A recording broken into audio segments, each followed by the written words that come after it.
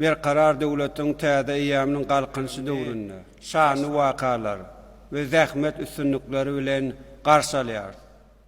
Arkadagly gahrman serdarymyzyň ähli babata halkyň bähidine gömtürilen beýik eşeri şanly garaşdyrmamyzyň şöhratly taryhyna altyn harplar bilen ýazylýar. Soňky ýyllarda gazanýan üstünlikler, ýetilen sepkitler ýurdumyzyň halkara awraýyny hasam belinde götürdi. Ýurdumyzyň işleri we daşary siýasaty bütün dünýäniň gollugyna münasip boldy. Ýurdum halkyň bähidi bar.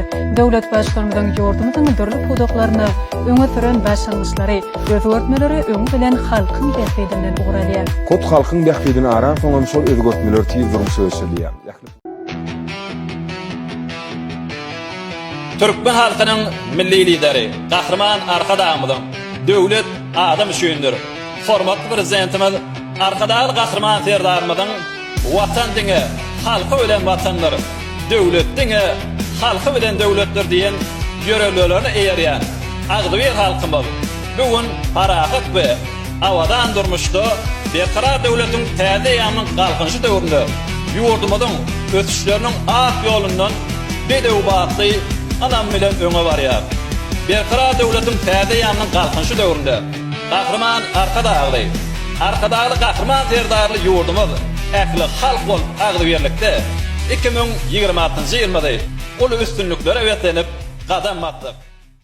Eziz vatandaşlar, garaşdyrlyk ýyllar içinde ýurdumyzda ägert uly işler durmuşa geçirildi. Türkmenistan'a girdiğimiz an dünya ile bağımız tamamen koptu. Ne WhatsApp ne de diğer sosyal medyalar. Öyle demişlerdi ve öyle de oldu. 500 kilometrelik yolların bozukluğu ve gece sürüş yasağı yüzünden ancak 2 günde tamamlayabildik.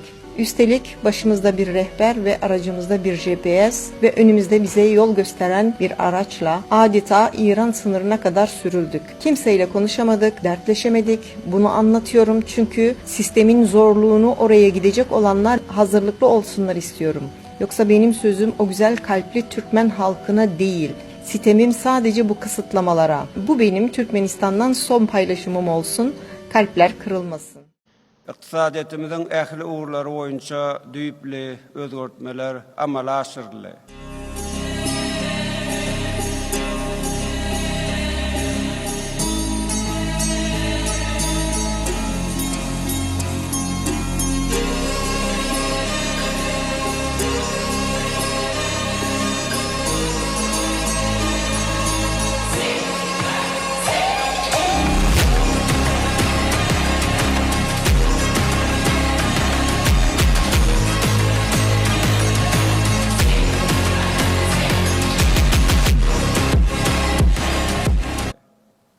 Garaşat kemişelik bir taraf döwletimiziň at awraýyny, belent derejelere ýetiren Türkmen halkynyň milli lideri, Türkmenistanyň halk maslahatynyň başlygy, gahrman arkadamyzyň beýik başlangyçlary, belent tutumlary bilen ata watanymyz kuwwatly döwlete öwrüldi.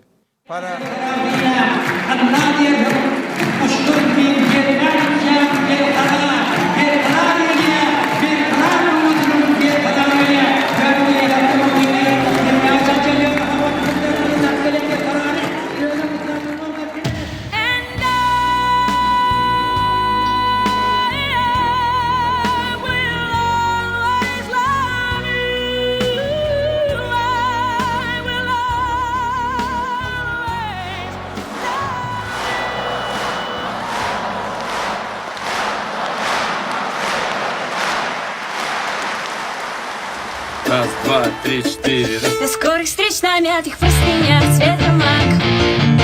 До скорых верных красавиц, дорогая,